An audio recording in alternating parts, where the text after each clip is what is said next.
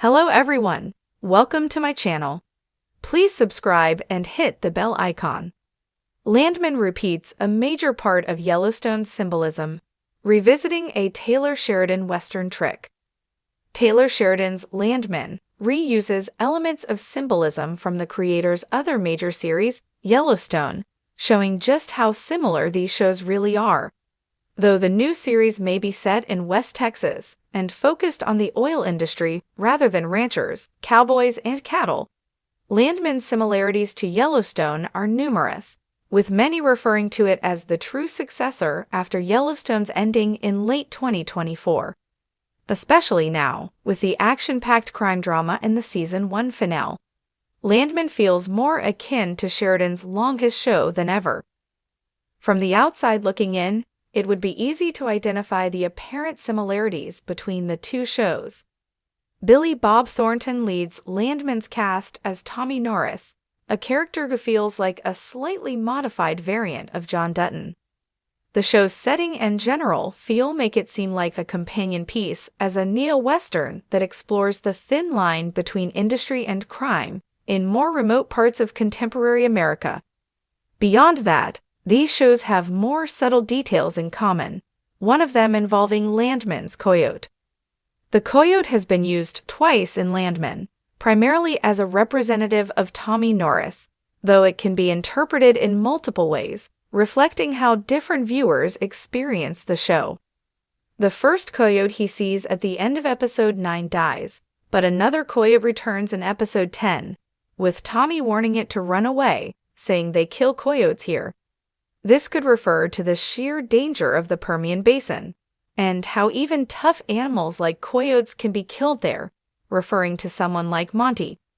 Tying the symbolism closer to Tommy, the coyote could represent his freedom and how he's going to be sucked into the oil industry until it kills him, just like Monty.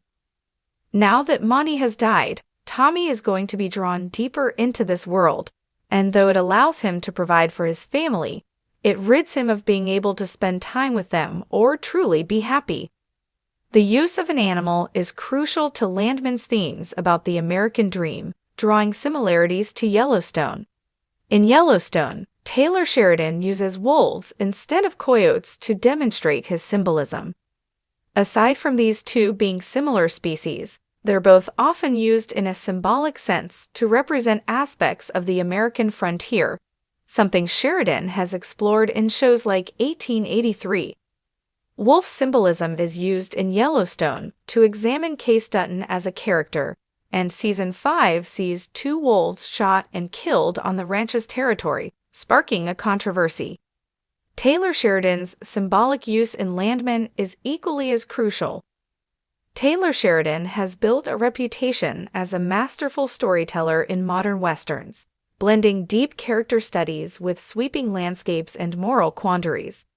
His Yellowstone universe has become synonymous with power struggles, family drama, and symbolic resonance. With Landman, Sheridan revisits a familiar motif, weaving a symbolic thread that fans of his work will recognize as a major thematic anchor: the land as a living, breathing character. The land has always been central to Sheridan's narratives, serving as both battleground and sanctuary. In Yellowstone, the Dutton family's Yellowstone Ranch embodies more than a plot of earth. It is heritage, identity, and the ultimate prize. Landman, a recent addition to Sheridan's portfolio, echoes this concept while framing it in a contemporary context. The show, which delves into the oil and gas industry's dealings, makes the land not just a backdrop but a force of reckoning, a recurring trick Sheridan uses to explore the human condition. The land as symbol and catalyst. In Yellowstone, the land symbolism operates on multiple levels. For John Dutton, the patriarch, it represents legacy, a sacred inheritance to be defended at all costs. The ranch's rolling pastures and rugged mountains stand as a testament to survival and endurance, mirroring the family's grit. For others, the land is a resource to exploit or a spiritual anchor, depending on their values and intentions. This multiplicity is what gives Sheridan's work depth. Landman shifts the lens from pastoral Montana to the oil fields of Texas. While the setting changes, the land's significance remains paramount.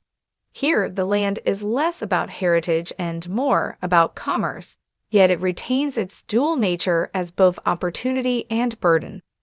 The characters in Landman grapple with the ethical implications of extraction, weighing personal gain against environmental cost.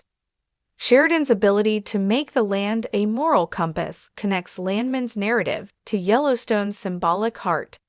Revisiting Western archetypes.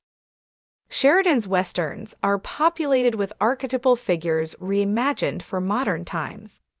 In Yellowstone, John Dutton is the quintessential cowboy, stoic, fiercely loyal, and unyielding. His enemies and allies alike are drawn with the same broad strokes of timeless Western storytelling. The corporate villain, the noble adversary, the conflicted outsider. Landman revisits these archetypes but adapts them to a world of suits and spreadsheets rather than spurs and saddles. The titular Landmen are modern prospectors, navigating the volatile terrain of oil rights and land leases. Their battles are fought in boardrooms and on drilling sites, but the stakes remain life-altering.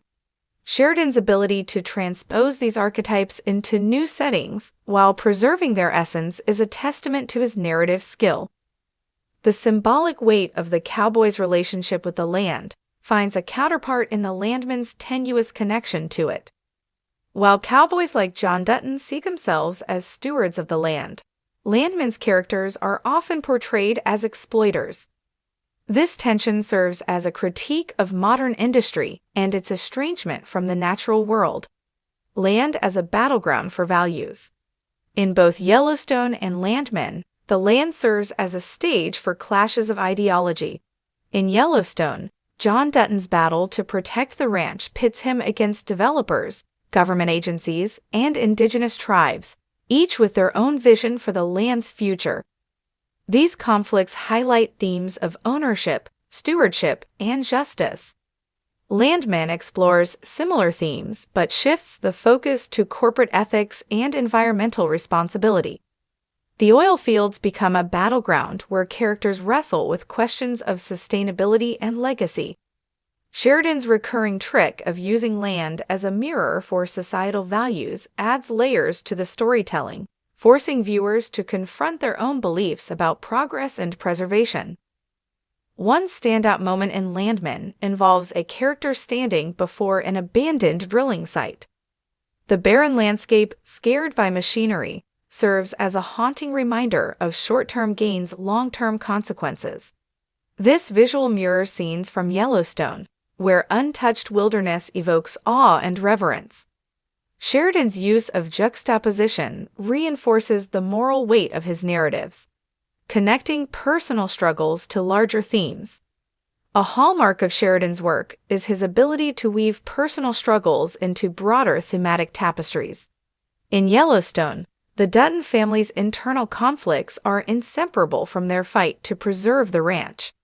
Betrayals, alliances, and sacrifices are all framed against the backdrop of the land, making their struggles feel both intimate and epic. Landman employs a similar approach, grounding its characters' ambitions and dilemmas in their relationship with the land. A young landman's rise through the ranks mirrors the industry's boom and bust cycles, while a seasoned veteran's disillusionment reflects the toll of decades spent exploiting the earth. These personal arcs resonate because they are tied to universal questions about purpose and consequence. Nature as an unyielding force. Sheridan's Westerns often portray nature as an unyielding force, beautiful, indifferent, and ultimately uncontrollable. In Yellowstone, the land's vastness underscores the Dutton's smallness in the face of nature's power. Blizzards, wildfires, and predators serve as reminders that the land's sovereignty is absolute, regardless of human ambition. In Landman, nature's role is more subdued but no less impactful. The land's fragility becomes a focal point, with characters confronting the irreversible damage caused by drilling and fracking. Sheridan's recurring trick of using the land's resilience and vulnerability as a narrative device, forces his characters to reckon with their place in the natural order. Cinematic parallels. Sheridan's signature visual style further unites Yellowstone and Landman.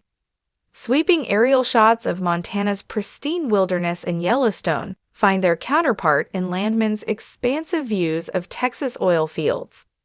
These visuals serve as more than eye candy. They contextualize the characters' struggles within the vastness of their environments. In both series, the land's visual prominence reinforces its narrative importance. The camera lingers on landscapes, inviting viewers to contemplate their beauty and significance. This technique, a hallmark of Sheridan's storytelling, ensures that the land remains a central character in his tales. A timeless trick.